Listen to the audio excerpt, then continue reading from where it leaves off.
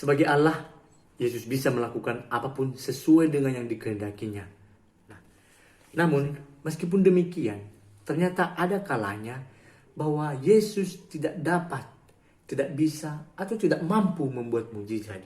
Memang jelas-jelas dikatakan, ia tidak dapat mengadakan satu mujizat pun di sana. Dan menurut penafsir kitab suci sendiri dikatakan bahwa ini bukanlah retorika atau permainan bahasa dari pengarang Injil Markus ini.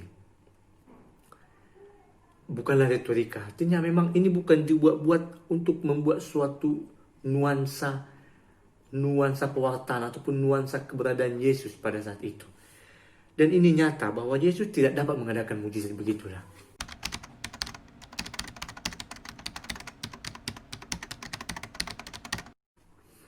Salam sejahtera untuk kita semua.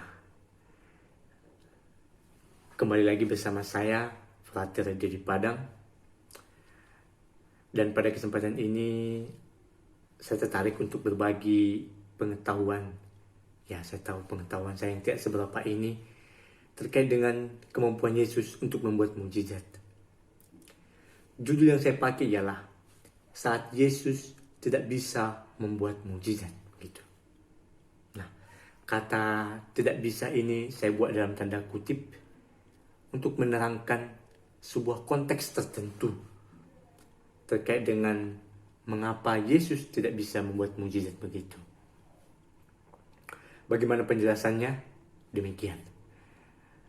Mujizat adalah sarana pewartaan Yesus untuk mewartakan kerajaan Allah kepada manusia. Lewat mujizat, banyak orang yang percaya kepadanya, kepada sabda dan karyanya. Mujizat adalah sarana pewartaan yang paling dahsyat karena mampu menarik banyak perhatian manusia. Dalam KBBI, mujizat dijelaskan sebagai kejadian atau peristiwa ajaib yang suka dijangkau oleh kemampuan manusia. Sebagai Allah, Yesus bisa melakukan apapun sesuai dengan yang dikehendakinya.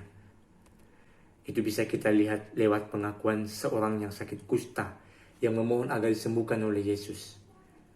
Kata orang kusta itu demikian kepada Yesus, "Kalau engkau mau, engkau dapat mentahirkan aku." Itu bisa kita baca dari Injil Markus 1 ayat 40.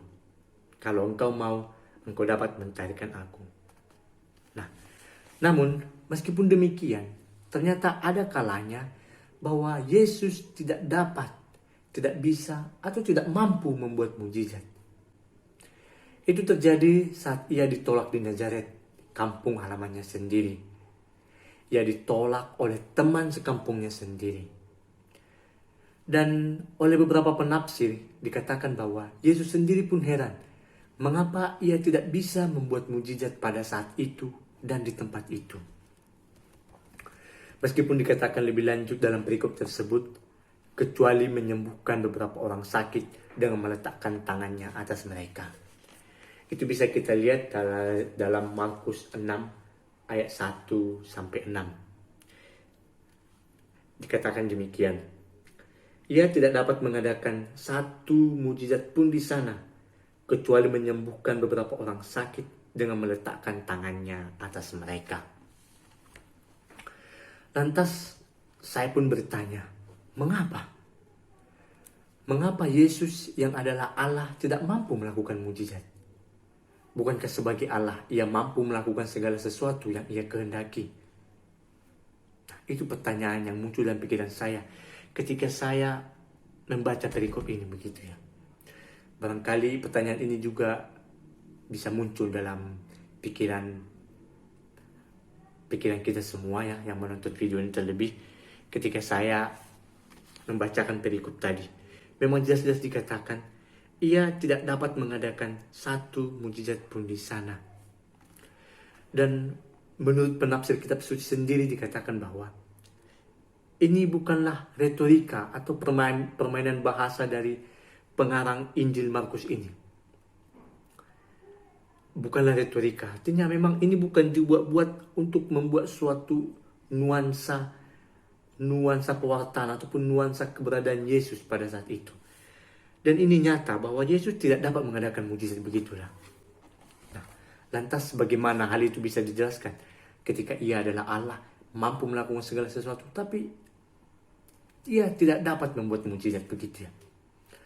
Nah, untuk menjawab pertanyaan ini, kita boleh beranjak pada perkataan Yesus sendiri kepada para muridnya yang bunyinya demikian.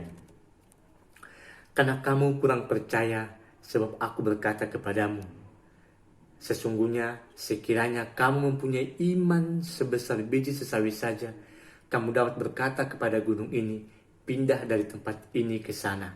Maka gunung ini akan pindah dan takkan ada yang mustahil bagiku.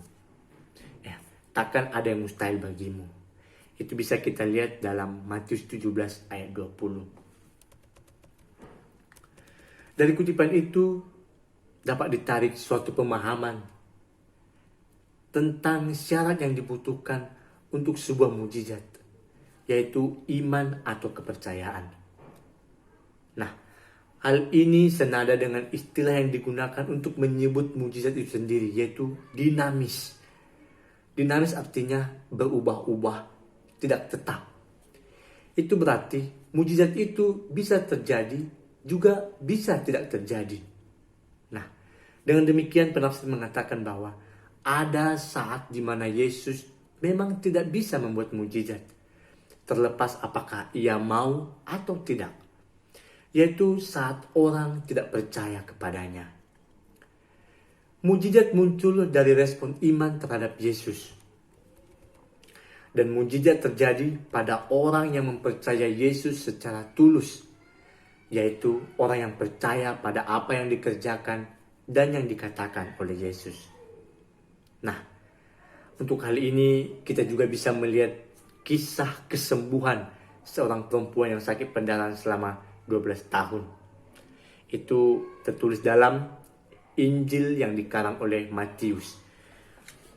Kita buka ya, Matius 9 ayat 21 sampai 22. Nah, perkataan perempuan itu sendiri yang perlu kita mengerti, yaitu asal kujamah saja jubahnya, aku akan sembuh. Dan seketika itu pula sembuhlah pendarahannya. Lalu Yesus berpaling kepadanya dan berkata, teguhkanlah hatimu, hai anakku, imanmu telah menyelamatkan engkau. Dan dari sini bisa kita katakan bahwa mujizat itu memang dinamis sifatnya. Bisa terjadi, bisa juga tidak terjadi. Dan untuk bisa terjadi dibutuhkan iman yang tulus. Namun meskipun demikian, kasih Allah selalu mengatasi iman manusia. Karena kepada orang yang tidak beriman pun Allah tetap mampu mencurahkan kasih-Nya, membuat mujizatnya, yaitu lewat anugerah hari baru yang kita rasakan dan kita alami setiap harinya. Dan hidup adalah mujizat terbesar dari Tuhan kepada kita, baik kita yang percaya kepadanya pun juga yang tidak percaya kepadanya.